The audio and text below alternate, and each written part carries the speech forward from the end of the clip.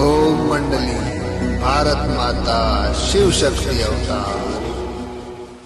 जिंदगी में कुछ भी पेपर आए, कुछ भी आए, पर जो अंदर से दृढ़ निश्चय है, जो बाप के प्रति प्रेम है, जो खुशी है, वो कभी नहीं जानी चाहिए अंदर में। क्योंकि देखो बच्चे, दुनिया कैसी है सबको जानते हो।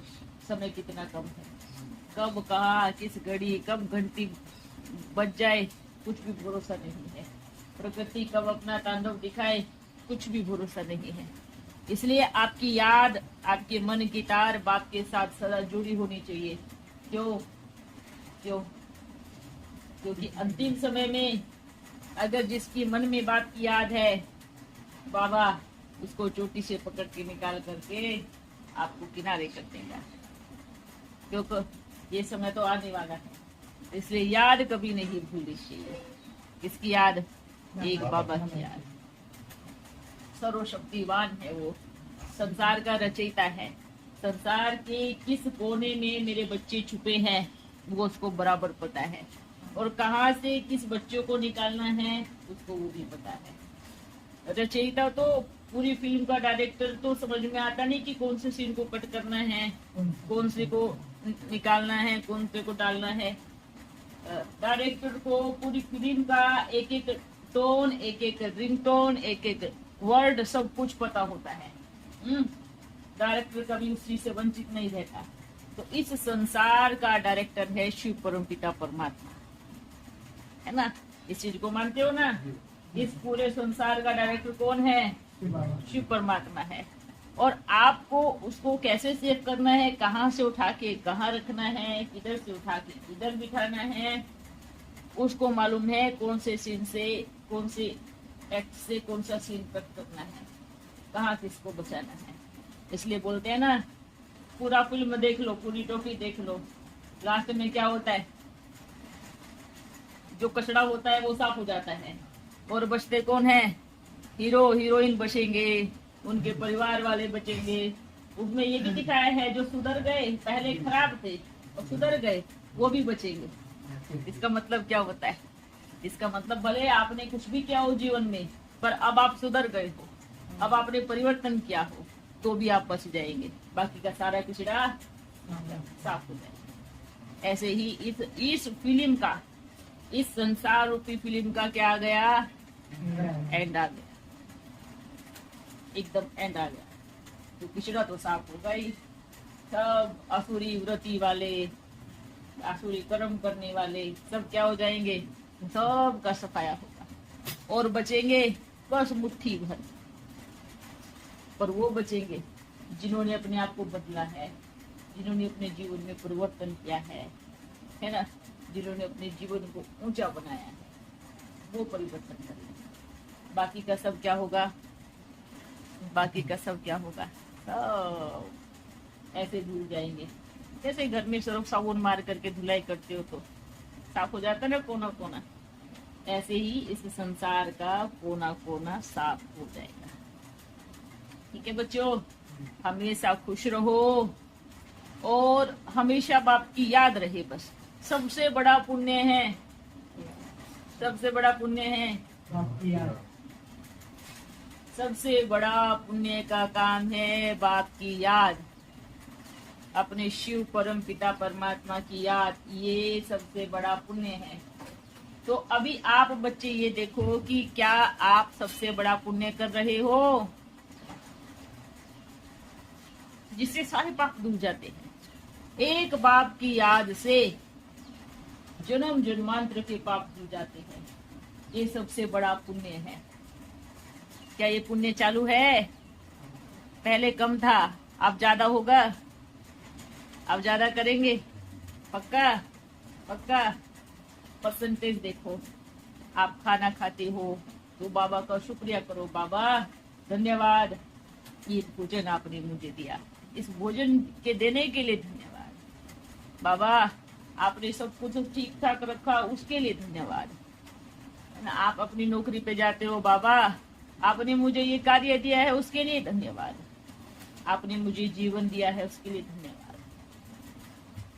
तो हर घड़ी बाप का क्या करना है, धन्यवाद करना। इसको याद कहते हैं। आप अपने बच्चों से बात करते हो ना, तो कभी शिव बाबा को अपना बच्चा बनाओ, है ना। कभी शिव बाबा को अपना बच्चा बनाओ, कभी अपना पिता बनाओ, कभी अपना साथी बनाओ, और उसको जरूर बना करके याद करो। ये बाप की याद होती है ना। तो बाप की याद ही हमारे जीवन को सर्वश्रेष्ठ बनाती है। बाकी और किसी की याद सर्वश्रेष्ठ नहीं बनाएगी। किसकी याद बनाएगी? शिव बाबा की याद ही हमें सर्वश्रेष्ठ बनाती है। बाकी और किसी की याद हम बार बार करेंगे तो उससे प्राप्ति क्या मिलती है? बाप को याद करके देखो, दिल में कितनी खुशी के ढोल बजते है ना। ढोल की आवाज सुनिए ना, जब ढोल बजता है तो नाचने का दिल करती है ना। तो ऐसे ही जब बाप की याद आती है तो दिल में ढोल बजते हैं तो झूमने का मन। ये बाप की याद है। बाप की याद के ढोल नगारे दिल में हमेशा बजते रहने चाहिए। कभी सन्नाटा नहीं होना चाहिए। बस जिन मुआफिक ऊपर चढ़ो उतरो, परम धाम में डोरी पहनो, फिर आओ, फिर जाओ, फिर आओ। ठीक है, ओके। और विशेष बात, कभी किसी को दुख नहीं देना है। सबसे बड़ी बात, ये संसार ये गोल है, वाइब्रेशन का संसार है, वाइब्रेशन का। आप दूर बैठे किसी को याद करोगे तो वो भी आपको याद करेगा। आप अच्छी सोच से याद करोगे तो वो अच्छी सोच से याद करेगा, और बुरे वाइब्रेशन से याद करोगे तो बुरे वाइब्रेशन से याद करेगा। ऐसा ही होता है ना। आप जिस विचारधारा से उसको याद करोगे वो ऐसे ही याद करेगा। ये होता है दुख देना, और इसको बोलते हैं सुख लेना भी। अच्छा सोच करके याद करोगे तो आप उसको सुख दे रहे हो, तो वहां से भी आपको क्या आएगा? सुख आएगा। सिंपल सी बात है। अगर गली में चलते हुए किसी को गाली दोगे तो वो आपको छोड़ेगा क्या? नहीं छोड़ेगा। आएगी ना उसके मन में भी। इसलिए क्या करना है? क्या करना है? क्या करना है? किसी को दुख नहीं देना है। सुखदाता बाप के बच्चे सुख देव बनना है। आज सबको क्या करना है? हाँ, आज नहीं, आपकी जब तक जीवन बाबा मेरे मन, मेरे वचन, मेरे कर्म से कभी किसी को दुख नहीं मिले। दुख दिया तो क्या होगा? अंतिम समय में क्या होगा? दुख ही मिलेगा। और जब हमें दुख मिलता है तो हम ये सोचते हैं भगवान मैंने ऐसा कौन सा पाप कर्म किया जो मेरे को दुख मिला। तो इसलिए भगवान ऐसे ही शरीर नहीं छोड़ता किसी का भी, ऐसे नहीं आत्मा को निकालता। सबसे पहले उसके जीवन की कहानी को दिखाता है। एक एक पॉइंट, एक सेकंड दिखाता है। ये देखो, आपने वहां दुख दिया, इसका ये परिणाम है। आपने उसको सुख दिया, उसका ये परिणाम है। आपने उसके साथ ऐसा व्यवहार किया, इसका ये परिणाम है। परिणाम दिखाएगा और कर्म दिखाएगा, तभी आपका ये देह आत्मा इस शरीर से निकलती है। नहीं तो ऐसे आत्मा नहीं निकलती। ऐसे तो भगवान दोषी हो जाएगा, है ना। इसलिए बाबा कभी किसी के साथ भी पक्षपात कभी नहीं करता। ठीक है बच्चों, ओके। क्या करेंगे ऐसे वर्ष बताओ? बाबा को याद करूंगा, किसी को दुख नहीं देगा। पक्का? ये पक्का वादा ना किसी को दुख देना है और बस बाबा को याद करना है। हाँ? याद से ही क्या होगा? भाग्य। आप याद करके देखो, आपकी सारी मन में बैठी है ना सारी चीजें, बस वो याद। डेली रोज सुबह उठते ही मुरली सुनना है। सबसे पहली याद ये रहेगी। ठीक है। आंख खुलते ही गुड मॉर्निंग बोलना है, और उठते ही क्या करना है? मुरली सुनना है। उठते ही मुरली शुरू करो। ठीक है, करेंगे ना। उठते ही आप कुछ भी मत देखो, टेलीफोन पे कुछ भी मत देखो, बस क्या चालू कर दो? मुरली चालू। उससे क्या होगा? आपका मन एकदम कोरी स्लेट है, और वो मुरली वहां से उतर के आपके मन की स्लेट पे छप गई। और पूरा दिन आप चाहे कुछ भी करो, जो चीज पहले छप गई वैल्यू उसी की होगी। समझ में आता है? वो रंग कभी नहीं निकलेगा। हाँ? आप इस पे पेंट मारो अच्छे से, बढ़िया वाला। तो सबसे पहले इसकी ओरिजिनल स्किन पे कौन सा पेंट चिपका जो आपने किया है। हाँ, आप काला मारोगे तो काला चिपक जाएगा, आप सफेद मारोगे तो सफेद पेंट चिपक जाएगा। उसके बाद आप कुछ भी करो, पर वो जो अंदर जो चिपका हुआ है ना, वो कभी अपनी जगह नहीं छोड़ सकता। तो आपकी मन रूपी स्लेट पे सुबह सुबह एकदम क्या होती है, एकदम साफ होती है। तो उस पे क्या चिपका दो, बाबा के प्यार भरे महावाक्य मुरली। आपने उसको चिपका दिया ना, फिर उस पर कुछ भी बुरी चीज नहीं चिपक सकती। चाहे कितनी भी मेहनत कर लो, उस पे कोई भी बुरी चीज चिपकेगी ही नहीं। तो अपनी कोरी स्लेट पे क्या चिपकाना है, बाबा के महा। और जब रात्रि हो जाए सुबह से, क्योंकि जब कोरी स्लेट पे चिपक गया तो और भी तो कुछ अक्षर आते हैं ना, तो जब रात्रि हो जाती है ना, तो जो आपकी स्लेट पे कुछ दूसरे कलर लग गए ना, दूसरे अक्षर लग गए, तो सोने से पहले बढ़िया 5 मिनट बाप की याद में एक पेज मुरली का पढ़ के, मतलब आप सोचो बाप की याद है पानी और मुरली बन गई साबुन, तो आपने रगड़ रगड़ के क्या किया, मन की स्लेट को क्या किया, साफ कर दिया और ऊपर से पानी डाल दिया। पहले साबुन, अर्थात पहले मुरली पढ़ ली, साबुन लगाई, और फिर 10 मिनट बैठ के बाप को याद किया, मतलब पानी डाल दिया। तो आपकी स्लेट एकदम कैसी हो गई, एकदम साफ। और फिर आराम करो, सुबह तक उसमें और ताकत आएगी। और फिर सुबह उठते ही अपनी स्लेट को किससे लिखो, बाबा के महावाक्य। जीवन बन जाएगा हीरे समान। ऐसे चमकोगे इस संसार में कि आपको देख करके 1000 बच्चे आपकी तरफ आकर्षित हो जाएंगे।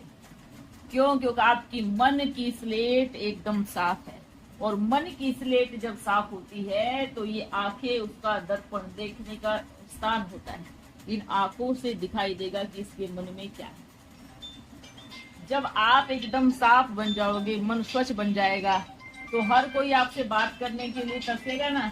हर किसी को अच्छी वाइब्रेशन लगेगी, हर कोई आपके पास खिंचा हुआ चला आएगा, हर किसी को आपसे सुकून मिलेगा, शांति मिलेगी, प्रेम मिलेगा, सुख मिलेगा, पवित्रता मिलेगी।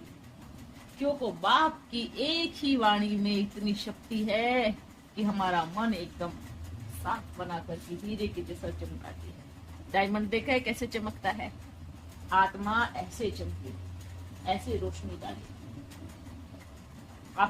आप करके देखो, रिजल्ट नहीं मिले तो बताना। ज्ञान तो समझ में आता है, हाँ, लेकिन करने में ज्ञान समझ में आता है, करने में थोड़ी मेहनत लगती है। देखो बच्चे, आप जब कसरत करते हो मेहनत लगती है ना, पर फिर भी आप करते हो। क्यों करते हो बताओ? ताकि आपका शरीर एकदम फिट रह सके, आपके मसल्स स्ट्रॉन्ग रह सके। करते हो ना, इसलिए करते हो ना बच्चे। ऐसे ही ये जो आत्मा ये जो ज्ञान है, मुरली है, जब आप डेली कसरत करते हो शरीर को फिट रखने के लिए, तो आत्मा को फिट रखने के लिए भी तो कुछ करना चाहिए ना। ये तो मेन हिस्सा है। ये आत्मा ही नहीं होगी तो शरीर को फिट रख के हम क्या करेंगे? ये शरीर को चलाने वाली कौन शक्ति है? आत्मा। तो आत्मा को भी तो भोजन देना चाहिए। आत्मा का भोजन है मुरली। आप भले कुछ करो नहीं करो, पर सुबह उठ करके मुरली जरूर पढ़ो। यही आपका फिटनेस की दवाई है, ठीक है? ये जरूर पढ़ो या सुनो, ये चीज हमेशा याद रखो। बस जो सुबह का समय होता है, वो सुबह का समय तन और मन को स्वस्थ रखने का समय होता है। भले ज्ञान समझ में आ रहा है, करने में मेहनत लग रही है। आप जब सुबह उठते हो तो पूरी प्रकृति को, बाबा को, सबसे पहले बाबा को धन्यवाद कहो। बाबा, आज फिर से आपने एक दिन दिया मेरे को, उसके लिए मैं बहुत दिल से धन्यवाद करता हूँ। पूरी प्रकृति का धन्यवाद दो। आज मेरे को आपको देखने का फिर से एक सौभाग्य प्राप्त हुआ है इस शरीर की आंखों से। आपका धन्यवाद हो। पूरे संसार का धन्यवाद करो, क्योंकि मैं फिर से आपके बीच में खड़ा हूँ। एक एक दिन हमारे लिए बहुत वैल्यूएबल होता है। हर दिन थैंक यू करो, हर दिन धन्यवाद करो, क्योंकि कल किसने देखा कल क्या हो? है किसी को विश्वास? किसी को एक घड़ी का भरोसा है? इस दुनिया में तो नहीं है। तो जब भी आपकी सुबह आंखें खुलती है तो पहले धन्यवाद बाबा को करो। रात्रि को सोते समय फिर से बाबा को 5 मिनट बैठो, याद करो बाबा। आपका बहुत बहुत धन्यवाद। और माफी भी मांगो सबसे, जितने भी संपर्क में आप आए हो उन सबको बोलो आज मेरे मन वचन कर्म से कभी दुख पहुंचा हो, तकलीफ पहुंची हो तो मुझे कुछ क्षमा करना। तो बाबा को साथ में लेकर के सो, तो करना कुछ नहीं है, बहुत जल्दी हो जाएगा। बस आपको बाबा का शुक्रिया करना है और सुबह उठ करके ही प्रकृति का, बाबा का धन्यवाद करना है। क्योंकि एक दिन आपको फिर से दिया है। ठीक है। ये बम्बई हमारा बहुत बड़ा कर्म क्षेत्र है। बम्बई में बड़ा बिजनेस चलता था, कलकत्ता में इससे बड़ा, कलकत्ता में, बम्बई में बड़ा आना जाना होता था। पहले कहा इतना घर बन गए, इतने भीड़ भाड़ की। पहले तो अंग्रेजों का राज्य था ना, तो बड़े बड़े ऑर्डर आते थे अपने पास बनाने के लिए, गहने बनाने के लिए, इनकी रानियों के, छोटे बच्चों के। तो पहले तो पूरा अंग्रेजी वो था यहाँ पर, भारत तो गुलाम थे उनके। अभी बॉम्बे कितना बड़ा बन गया, पहले तो छोटा था। घर तो अच्छे अच्छे थे क्योंकि अंग्रेजों ने बनाई थी।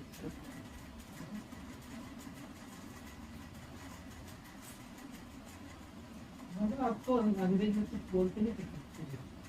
बिल्कुल नहीं, अपने को क्या बोलेंगे, अपना बिजनेस था। वो क्या होता था,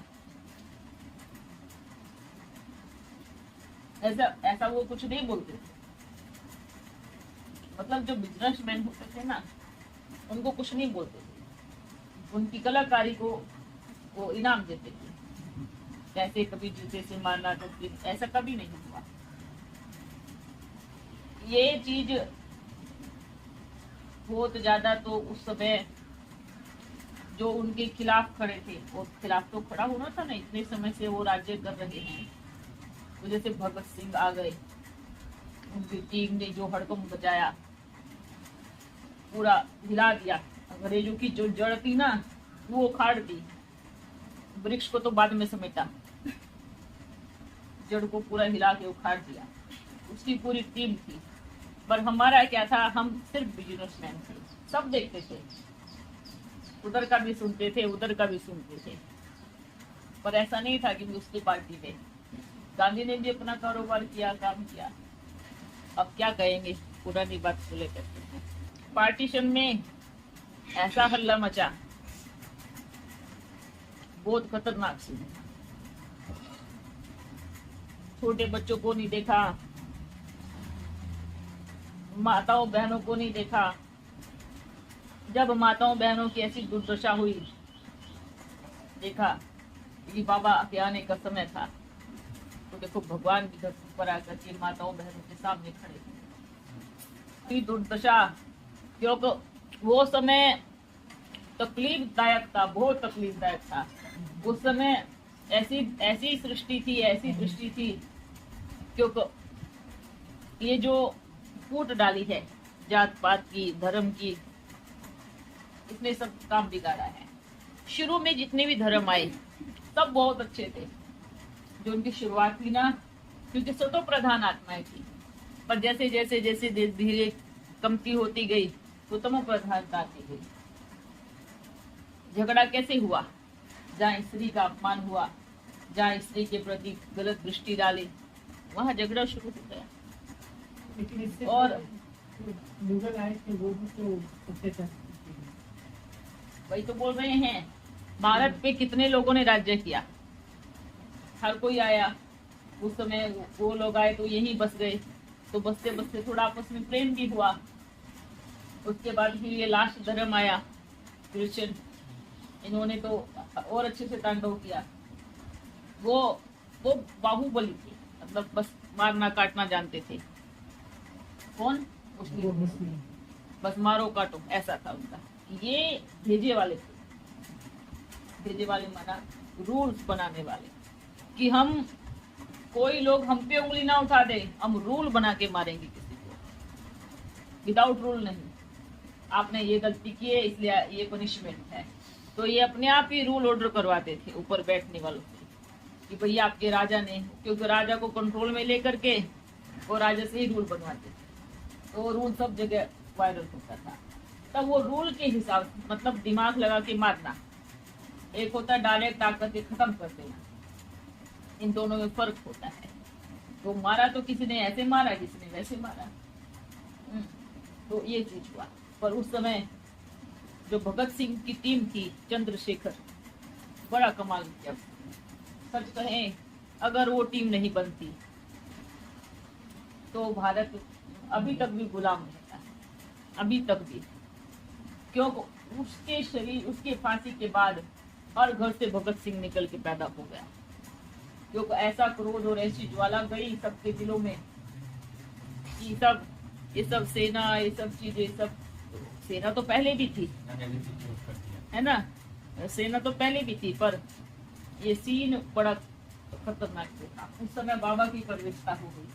तो बाबा ने बोला आपको इस कलयुगी दुनिया को, ये तो खत्म होने वाली है, पर आपको कलम लगानी है, बीज डालना है। क्योंकि अगर बीज नहीं होगा तो सृष्टि पूरी तरह से खत्म हो जाएगी। आज बम्बई में बैठे हैं तो ये सीन सामने आ रहा है। क्योंकि बम्बई भी बड़ी शिकारी थी।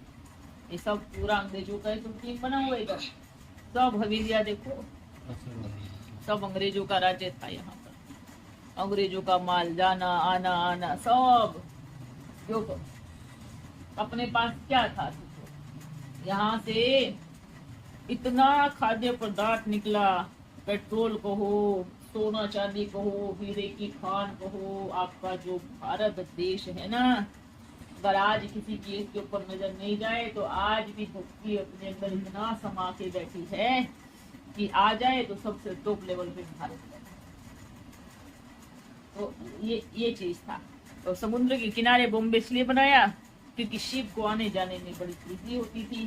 सारा माल बड़ी बड़ी शिप बनाते थे, भर के ले जाते थे। खाली शिप लाते थे जिसमें गुलामों को, गुलाम मतलब भारतवासी जो दिखते थे ना, हाँ भाई कट्टे कट्टे गुलाम हैं, बहुत मेहनत करते हैं, मजदूरी करते हैं, विदेश में जाकर के उनको ले करके अपना काम पे लगाते थे, उनका अपनी मजदूरी करवाते थे।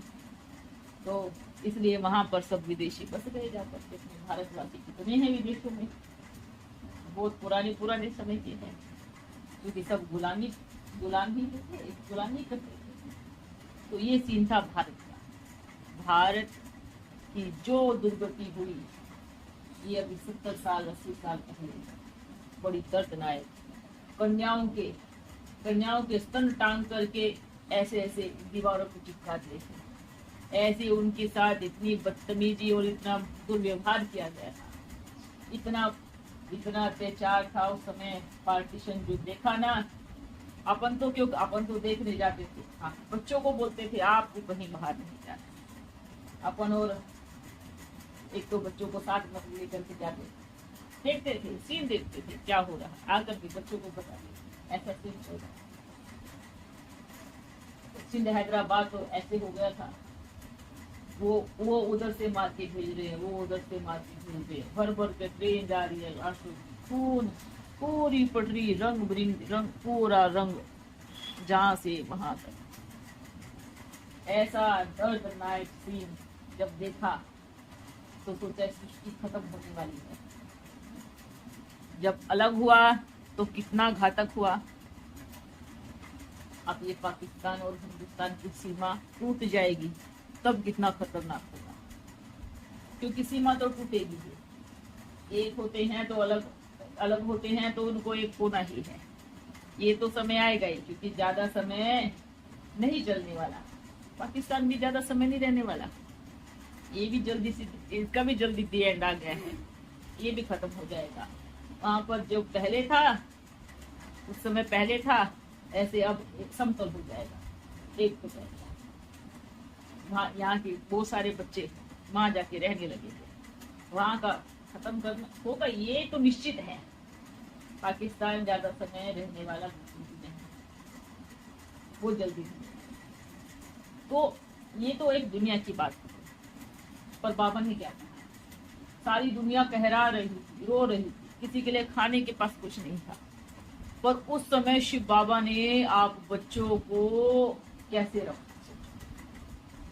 किसी भी बच्ची के प्रति बुरी दृष्टि नहीं आने दी, गलत नहीं होने दिया। खुद बाबा सामने उस समय का ये सीन। अब देखो समय कितना बदल गया है, साइंस ने कितनी तरक्की कर दी, सब आगे आगे बढ़ी, बड़े बड़े वैज्ञानिक बन गए हैं। तो वैज्ञानिकता कहाँ से निकली, कहाँ से निकली? आप जो आपके जो ऋषि मुनि होकर के गए ना, बस अपनी जो पूरे शरीर की एक एक कोशिकाओं को, एक एक नस की जानकारी किसको थी? वेद को। एक एक चीज की, आंख में कहाँ क्या डालने से क्या होगा, हार्ट की नस में क्या। आज तो सर्च करते हैं ये वो तो ऐसे बैठे बैठे ही पता लगा लेते थे कि भाई इसको किस चीज की प्रॉब्लम है। आज तो थर्मामीटर से बोलते हैं सांस हुआ, वो तो बस ऐसे पकड़ते थे। शरीर के किस अंग में क्या हो गया है, यहाँ से पता लग जाता है। और आज तो खून निकालते हैं तब टेस्ट करते हैं, उसमें जाता है तब आते हैं रिपोर्ट। और वहाँ कैसे थे, आंख देखेंगे और हाथ देखेंगे, और आपके पेट में प्रॉब्लम क्या है, आपके सीने में क्या प्रॉब्लम है, तुरंत तो बताएंगे। बताओ, इतने फास्ट ऋषि, हाँ, हर चीज का जानता। और ये जो ऑपरेशन कराना, ये सब कहाँ था? ये जो एरोप्लेन बनाना, ये सब चीजें बनाना, ये लाइट कहाँ से निकला? सब यहीं से निकला। तो बच्चे अपने भारत में ही एक ऐसे, ये सारी कलाकारी, सारी इंजीनियर, सब कुछ साइंस यहीं से ही।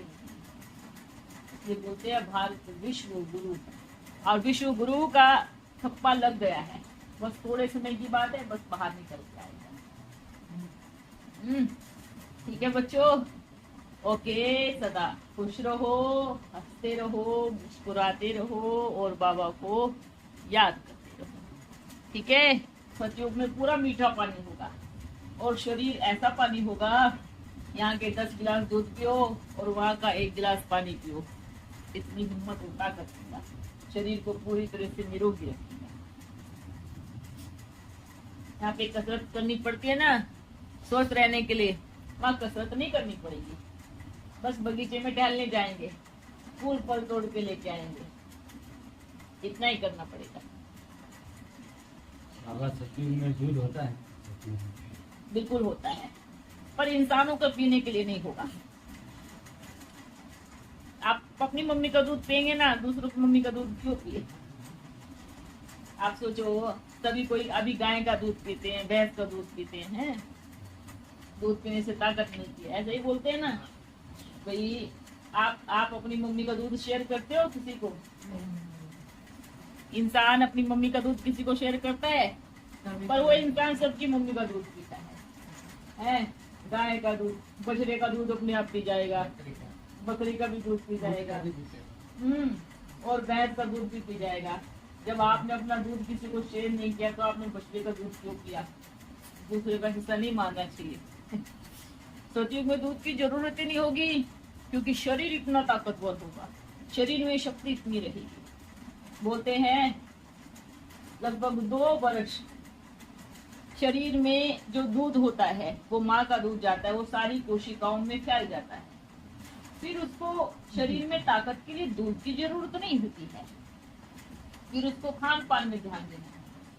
आप जो खाते हो वो आपको बराबर पोषण देगा, बराबर ताकत देगा, है ना। आप दालें खाओ, इतना प्रोटीन मिलता है, आपको ताकत मिलती है। आप फल में केला खाओ, आपको क्या चाहिए? दूध से क्या मिलता है? हाँ, तो केले में क्या है? वो केला आपको कैल्शियम की कमी नहीं होने देगा। आपके घरों में मीठा नीम होता है, तो कभी उसकी रोटी बना के खाओ, आपको इतना कैल्शियम मिलेगा, बहुत कैल्शियम मिलेगा। मीठा नीम में दूध से कई गुना कैल्शियम होता है, मीठे नीम में। तो उसकी चटनी बनाकर, उसकी रोटी बनाकर, कैल्शियम के लिए तो दूध पीते हैं ना, ताकत मिले इसलिए तो दूध पीते हैं ना। तो ये केले में कैल्शियम इतना होता है, मीठे नीम में कैल्शियम बहुत होता है, तो दूसरों की मम्मी का दूध पीने की जरूरत ही नहीं पड़ती है। पर फिर भी जिसको पीने की इच्छा है, आदत पड़ गई है, तो पी सकता है ना।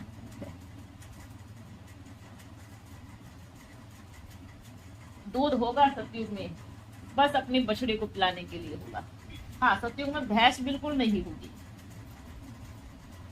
सतयुग में भैंस नहीं होगी, भैंस कलयुग में ही होगी। सतयुग में बड़ी सुंदर गाय होगी, बड़ी अच्छी दिखने वाली गाय। कलयुग के कई जानवर सतयुग में नहीं होंगे। नहीं होंगे, नहीं होंगे। अभी ये जो कई जानवर है, शेर भी होगा, पर शेर शाकाहारी होगा, है ना।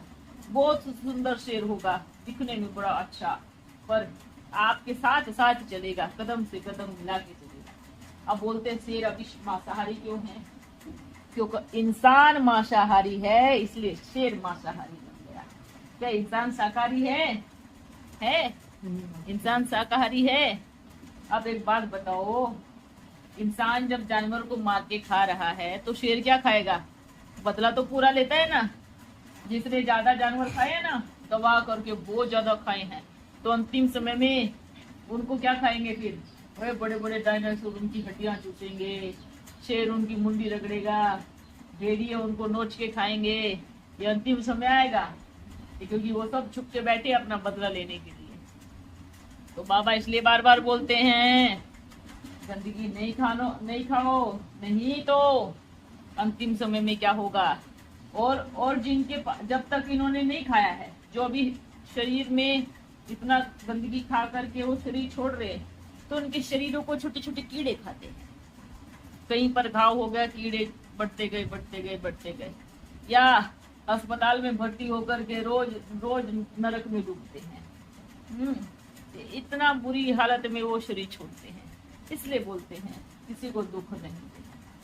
वो नन्हे मुन्ने प्राणी है, वो तो बोल भी नहीं पाएंगे कि हमें दर्द हो रहा है। तो आपकी उंगली कट जाए तो कितना दर्द होता है। वो छोटे छोटे प्राणी की पूरी गर्दन मरोड़ देते हैं, तो उनको कितनी तकलीफ होगी। इसलिए खान पान का तो पूरे सभी बच्चों को बोलते हैं, खान पान कभी ऐसा अशुद्ध नहीं खाना। अच्छा, बोलते हैं मुर्गा खाने से ताकत मिलती है, इसलिए तो खाते हैं। अच्छा, मुर्गा क्या खाता है? मुर्गा क्या खाता है? दाना खाता है ना। मुर्गा तो शाकाहारी है, वो दाना खा रहा है, और आपको मुर्गे को खा के ताकत मिलती है। ये वंडरफुल बात है। बकरी को खा के ताकत मिलेगी।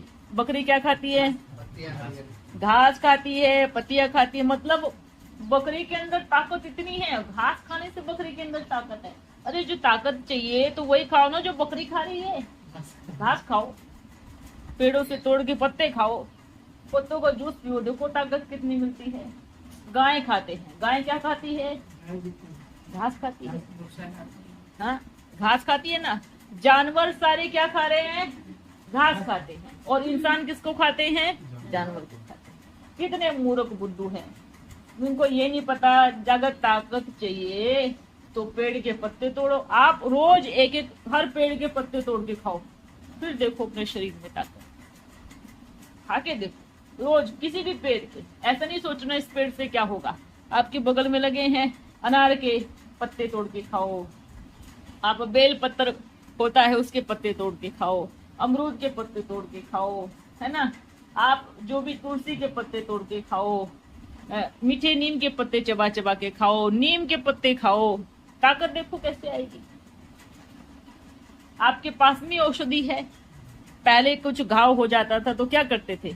पत्ते रगड़ के पट्टी बांध दी, घाव ठीक हो गया। बुखार हो गया तो एक दो पत्ता तोड़ के लाते थे, कूट के पिला देते थे, घाव ठीक हो गया, बुखार ठीक हो गया। तो ऐसे ऐसे होता है। और अब तो थोड़ा सा बुखार चढ़ा, जाओ अस्पताल में दवाई लेने जाओ। थोड़ा पेट खराब हुआ, जाओ अस्पताल में दवाई लेने जाओ। सर्दी खांसी हुआ, अस्पताल में लेने जाओ।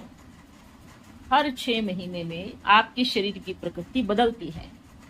आपको डायरिया हो गया तो प्रकृति संकेत दे रही है कि आपके शरीर की आंत में जो पुराना माल जमा हुआ था, मैं उसको बाहर पास कर रही हूँ। और आप अस्पताल में जाके क्या ले लेते हो? उसको बंद करने की दवाई ले लेते हो। कायदे से 2 से 3 दिन में वो अपने आप ठीक हो जाती है। और नहीं होती है तो 2-4 केले खाओ, तो मोशन आपका वहीं रुक जाएगा। सर्दी खांसी हुई, हो गई, सारा कफ जो जमा हुआ था पुराना, वो सब प्रकृति क्या करती है, बाहर फेंकती है। वो बोल रही है अभी शरीर को नया करना है, अपडेट करना है। अरे आपका आज तो बुद्धू टेलीफोन भी अपडेट होता है, तो क्या बॉडी अपडेट नहीं होगी? टेलीफोन अपडेट होता है ना, तो शरीर अपडेट नहीं होगा। तो प्रकृति हर 6 महीने 3 महीने में आपकी बॉडी को क्या करती है, अपडेट करती है। तो आपके अंदर से गंदगी निकाल करके अच्छी चीजें अंदर लेके आती है। तो जो सर्दी जुकाम होता है, गंदगी बाहर आई, कुछ समय में अगर वो ठीक नहीं होती है, 3 से 4 दिन में वो ठीक नहीं होती है, मैक्सिमम सिर्फ 7 रोज चलता है आपका प्रकृति को ठीक करने का जो सिस्टम है, 7 रोज चलता है।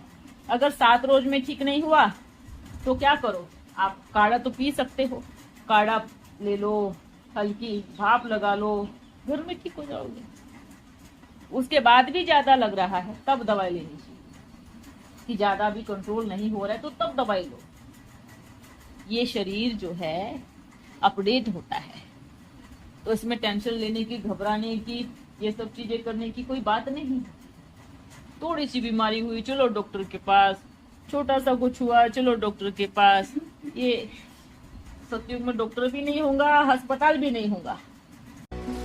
ओम मंडली, भारत माता शिव शक्ति अवतार।